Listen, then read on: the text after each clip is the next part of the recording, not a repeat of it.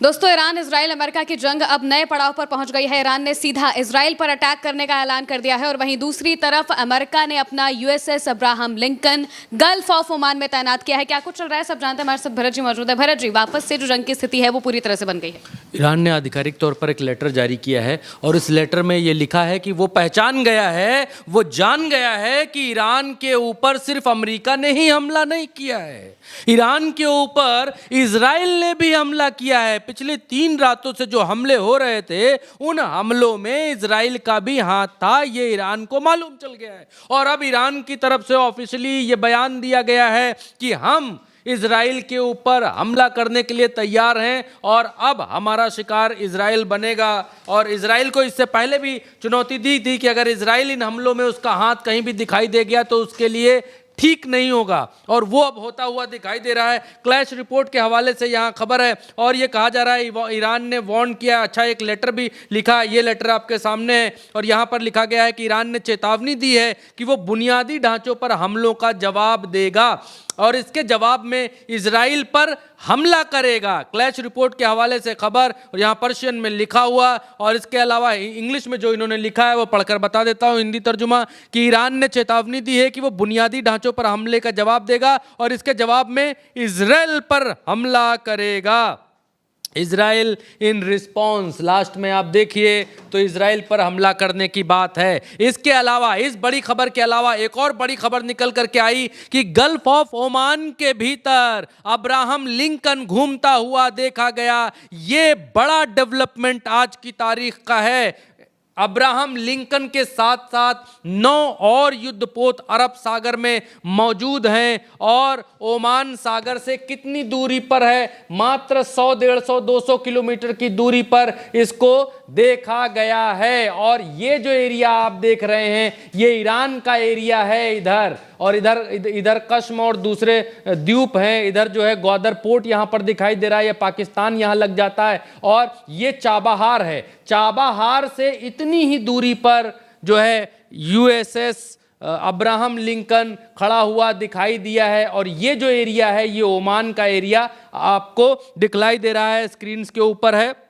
और यहाँ पर ये देखिए, ऊपर से सैटेलाइट से यहाँ पर देखा गया। अब्राहम लिंकन को तैनात करने का सिर्फ और सिर्फ एक ही मतलब है, सिर्फ एक ही मसला है, और वो ये है पूर्ण युद्ध करना। आज भी ट्रंप ने इस बात को कहा कि मैंने सीज फायर ख़त्म कर दी है। सीज फायर नहीं है, बातचीत चलेगी सो अलग है, लेकिन किसी भी हालात में अब सीज फायर नहीं है, समझौता टूट चुका है। ट्रंप ने आज धमकी दी है। होर्मुज रिपोर्ट के हवाले से जो कहा गया उसका हिंदी तर्जुमा बतला देता हूं ताकि ऑथेंटिसिटी आवश्यक है और ऑथेंटिसिटी रहे। यहां पर कहा गया कि ये जो इमेजेस हैं, ये इमेजेस 10 जुलाई की हैं और इसमें यूएसएस अब्राहम लिंकन दिखाई दिया है गल्फ ऑफ ओमान में, और 250 किलोमीटर है ईरान के कोस्ट चाबाहार से, ये बतलाया गया है। और ये कहा गया है कि well with in the range of multiple Iranian missile system, जो कि ईरान के मिसाइलों के रेंज में है, पॉसिबली स्कॉटेड बाय 2 डिस्ट्रॉयर्स। ये 2 और डिस्ट्रॉयर जो इसके साथ चल रहे हैं वो इसको स्कॉट कर रहे हैं, ये भी यहाँ पर बतलाया जा रहा है। 2 और स्कॉट हैं, वो 2 और जहाज हैं जो इसके साथ में युद्धपोत हैं, उसके साथ में चल रहे हैं। और ये नक्शा जारी करके होर्मुज रिपोर्ट में कहा गया, the moves come in Washington appears in remain naval blockage of Iran. अभी तक ये मसला ये भी है कि अभी तक ये अरब सागर में यहाँ पर इस अरब सागर में ब्लॉकेज लगा करके बैठे थे, लेकिन अब ब्लॉकेज नहीं है। अब क्योंकि ग्वादर पोर्ट यहां पर है पाकिस्तान का और चाबाहार इस जगह पर है, और जो अब्राहम लिंकन देखा गया है उसकी स्थिति ये है, ओमान, गल्फ ऑफ ओमान में यहां पर है। तो अगर अब्राहम लिंकन यहां तक पहुंच रहा है, पिछली बार क्या हुआ था, पिछली बार जब इस एरिया में अब्राहम लिंकन पहुंचा था तो ईरान ने कई मिसाइलें मारी थी, अब्राहम लिंकन को भागना पड़ा था और भाग करके यहां कहीं दूर खड़ा करना पड़ा था अब्राहम लिंकन। और अब अब्राहम लिंकन को ओमान की खाड़ी में ले जाने का मतलब सिर्फ एक है, या तो होर्मुज के भीतर अमेरिका बड़ी जंग को छेड़ना चाहता है, ईरान के कंट्रोल को वहां वहां से खत्म करना चाहता है, या फिर ईरान पर बड़े हमले खर्क पर कब्जे की तैयारी में अमेरिका है। और ये जो पिक्चर आप देख रहे हैं ये भी सच्ची पिक्चर है। 9 बड़े युद्धपोत हैं जिनको तैनात किया गया है अरब सागर के भीतर। इसके अलावा ये जो तस्वीरें देख रहे हैं ये खुद सेंटकॉम ने तस्वीरें जारी की हैं और इसमें ये दिखाया है कि हमारे कितने जेट्स यहाँ पर टहल रहे हैं। जो रिपोर्ट्स बता रही हैं वो ये कह रही हैं कि लगभग 200 फाइटर जेट हैं जो अरब सागर के ऊपर या ओमान के ऊपर या होर्मुज से थोड़ा दूरी पर स्थापित किए गए हैं, और उनमें से भी ज़्यादातर फाइटर जेट्स को बहरीन के भीतर, कतर के भीतर और कुवैत के भीतर इनके जो बेसेस हैं वहाँ पर, और यूएई के बेसेस में भी तैनात किए गए हैं ताकि समय आने पर यहाँ से वो उड़ान भर सकें। ये खबरें निकल करके आ रही हैं जो कि गंभीर खबरें हैं। ये होर्मुज लेटर की तरफ से कहा गया कि ईरान ने इजराइल को वार्निंग दी है। Israel was behind yesterday attacks. Iran ने कहा है कि हम जान चुके हैं कि इजराइल ही कल के हमलों के पीछे था। Iran and we will not get away with it, यानी हम ये अब होने नहीं देंगे। पर top Iranian security officer press TV ने इनको बताया। होर्मुज लेटर के हवाले से ये खबर प्रकाशित की गई। इसके अलावा एक खबर और निकल करके आ रही है। इजराइल ने अमेरिका से ये इंटेल शेयर किया है और इस बात को कहा है कि भैया आपकी जान को खतरा है, और आपकी जान को खतरा किससे है? ईरान से है। तो अगर अपनी जान बचानी है तो हम जो कहते हैं वो आप कीजिए। पिछली बार ट्रंप को यही सब बहला फुसला करके इजराइल जो है ट्रंप को इस युद्ध में कुदा दिया था, इस आग में कुदा दिया था, और अब फिर से इजराइल इस बात को कह रहा है कि ईरान से ट्रंप की जान को खतरा है, और ट्रंप को अगर जान बचानी है तो हमारा साथ दे, ईरान के ऊपर हमला करे। ये प्रपोजल इजराइल की तरफ से भेजा गया, तमाम मीडिया रिपोर्ट्स में है। अब जान को खतरा है, इनका इंटेल कहां से निकला है? थोड़ा मजाक की बात है, बताता हूं।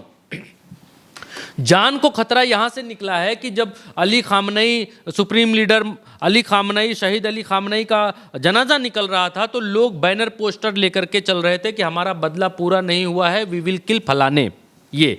और उससे इन्होंने इंटेल निकाला है, लोगों की भावनाओं से इंटेल निकाला है कि ट्रंप को ईरान मारना चाहता है। दरअसल ये इजराइल ट्रंप को हुस्काना चाहता है, ट्रंप को उत्तेजित करना चाहता है कि देखो तुम्हें मारने के लिए यहाँ पर ऐसा ऐसा हो रहा है तो तुम हमला करो और हमले में हमारा साथ दो। द क्रेडल ने भी यही छापा और क्रेडल ने कहा कि Israel shares intelligence with US on अगर छोटा दिख रहा हो थोड़ा बड़ा कर देते हैं, proposed Iranian plot against Trump, ये यहाँ पर कहते हुए दिखाई दे रहे हैं। इजराइल ने, हिंदी बता देता हूँ, इजराइल ने ट्रंप के खिलाफ ईरान की कथित साजिश के बारे में अमेरिका के साथ खुफिया जानकारी साझा की है। आगे कहा जा रहा है कि गुरुवार को प्रकाशित अमेरिकी मीडिया रिपोर्ट्स के अनुसार इजराइल ने इस सप्ताह अमेरिका के राष्ट्रपति डोनाल्ड ट्रंप की हत्या की ईरान की एक नई और विशिष्ट साजिश के बारे में खुफिया जानकारी अमेरिका को प्रदान की है। CNN के सोर्सेस से ये खबर आपके सामने है,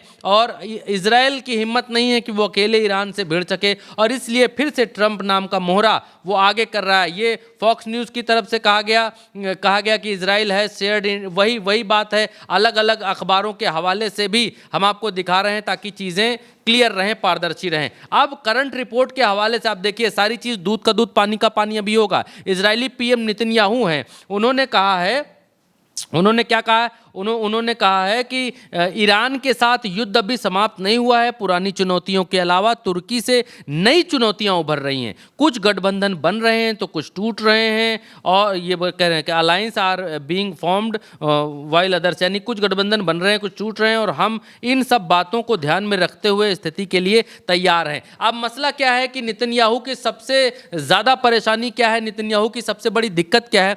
वो दिक्कत ये है कि अमेरिका ने लगभग 700 बिलियन डॉलर का, जहां तक मेरी जानकारी अगर सही है तो 700 बिलियन डॉलर का सौदा तुर्की से किया है, और तुर्की को ये फाइटर जेट्स के इंजन बेच रहे हैं अमेरिकी, जिसको लेकर के नेतन्याहू की सांसें ऊपर नीचे हो रही हैं। नेतन्याहू ने अभी 1-2 दिन पहले ये कहा था कि अगर अमेरिका तुर्की को इंजन बेच रहा है तो उसको एक बार सोचना चाहिए, हमारी सुप्रीमेसी यहाँ खतरे में पड़ जाएगी अगर उसके पास फाइटर जेट्स हमसे ज़्यादा अच्छे या उसके पास अच्छे फाइटर जेट्स हो गए तब तो ये बड़ी दिक्कत हो जाएगी। तुर्की कान नाम का फाइटर जेट बना रहा है और जिसके इंजन अमेरिका से ले रहा है और ये फाइटर जेट का सौदा हो चुका है। ईरान की संसद ने इसको मंजूरी भी दे दी है। अब इस सौदे को रोकने के लिए इजराइल कई सारे प्रयास कर रहा है कि किसी तरह ये सौदा रुक जाए और उसी बीच अब ये इंटेल भेज रहे हैं और ये कह रहे हैं कि कुछ अलायंस बन रहे हैं, कुछ बिगड़ रहे हैं, लेकिन हम भैया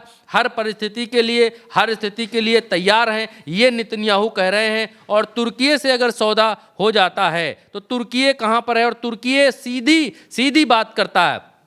तुर्की ऊपर हरे रंग में आप देखेंगे तो ये तुर्की है और तुर्की कहता है कि इजराइल जो है वो कुत्ते की दुम की तरह है, उसको कितना भी 12 साल नली में रखिए और आप सोचिए कि वो जब निकलेगी तो सीधी सीधी निकलेगी, तो नहीं निकल सकती है। तुर्की ने अभी पिछले हमले, जब ये हमले 40 दिन चले, उन हमलों के दौरान इस बात को कहा कि अगर इजराइल को ठीक करना है तो उसको ठीक से ठीक करना पड़ेगा, बिना हमले के, बिना वो मार खाए मानेगा नहीं। ये तुर्की ने अभी कुछ दिन पहले कहा था और तुर्की और इजराइल की दुश्मनी जो है वो ठनी हुई है। और इस बीच अमेरिका ने पावर बैलेंस करने के लिए इजराइल को उनकी जगह दिखाने के लिए तुर्की से सौदा किया। अब कुछ लोग कह रहे हैं ये अमेरिका की मजबूरी भी हो सकती है, क्योंकि अमेरिका को चाहिए पैसा, क्योंकि इजराइल जिस दाम पर हथियार अमेरिका से खरीदता है वो दाम अमेरिका के लिए बहुत कम है आज की तारीख में। और दोस्ती, अगर घोड़ा गधा जो है वो घास से दोस्ती कर लेगा तो खाएगा क्या? अमेरिका के सामने यही आज की तारीख में स्थिति है कि अगर वो इजराइल को हथियार बेचता, क्यों मैं इस बात को कह रहा हूँ, क्योंकि इजराइल में अमेरिका का बड़ा हथियारों का गोदाम है। और अमेरिका, आप जैसे ब्लिंकिट और ये जेप्टो वगैरह किसी एरिया में गोदाम बना करके फिर आपके घर जल्दी जल्दी डिलीवरी सामान की करते हैं, वैसे ही अमेरिका बहुत पहले इस चीज़ को सीख चुका था और अमेरिका ने इजराइल में एक गोदाम बनाया है। और इजराइल में मौजूद अमेरिकी गोदाम से यूक्रेन को हथियारों की सप्लाई होती है। एशिया के अलावा और बाकी मुल्कों, एशिया के दूसरे मुल्कों को हथियारों की सप्लाई अमेरिका करता है। भाई सौदा हुआ, सौदा होने के बाद अमेरिका कहता है कि हमारे इजरायली गोदाम में माल पड़ा है,